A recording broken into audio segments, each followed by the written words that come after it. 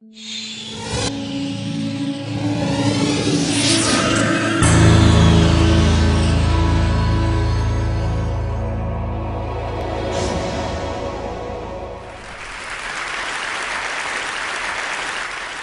imagine a big explosion as you climb through 3,000 feet. Imagine a plane full of smoke. Imagine an engine going clack, clack, clack, clack, clack, clack, clack. Sounds scary. Well, I had a unique seat that day. I was sitting in 1D.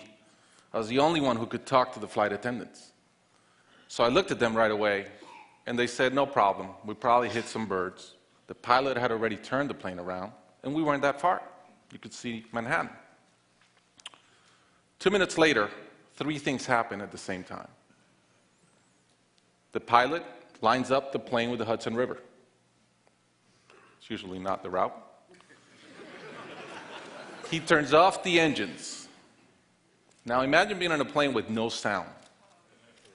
And then he says 3 words, as unemotional 3 words as I've ever heard. He says, brace for impact. I didn't have to talk to the flight attendant anymore. I could see in her eyes, it was terror. Life was over. And I want to share with you 3 things I learned about myself that day. I learned that it all changes in an instant.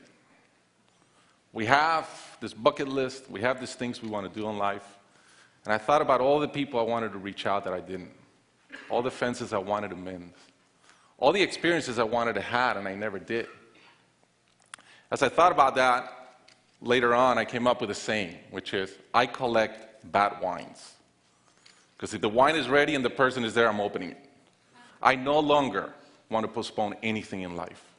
And that urgency, that purpose, has really changed my life.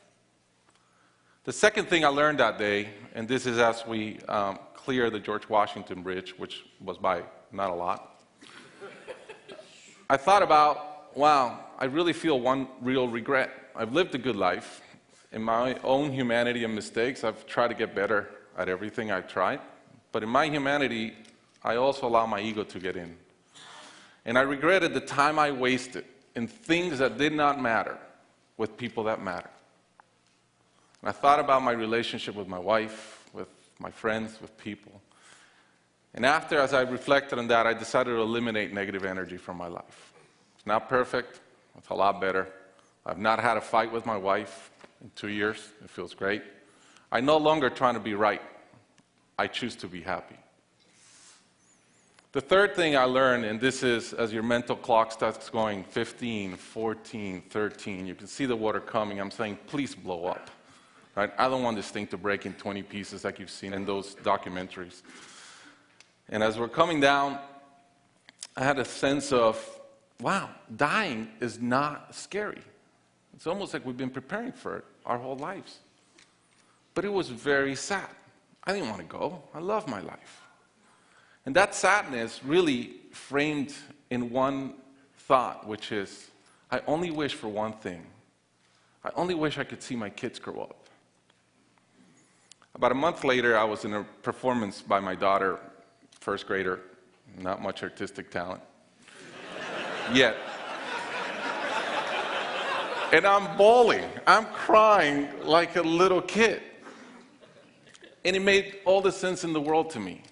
I realized at that point, by connecting those 2 dots, that the only thing that matters in my life is being a great dad.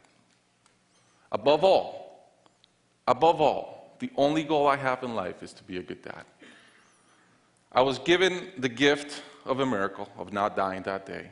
I was given another gift, which was to be able to see into the future and come back and live differently. I challenge you guys that are flying today. Imagine the same thing happens on your plane, and please don't. But imagine, and how would you change?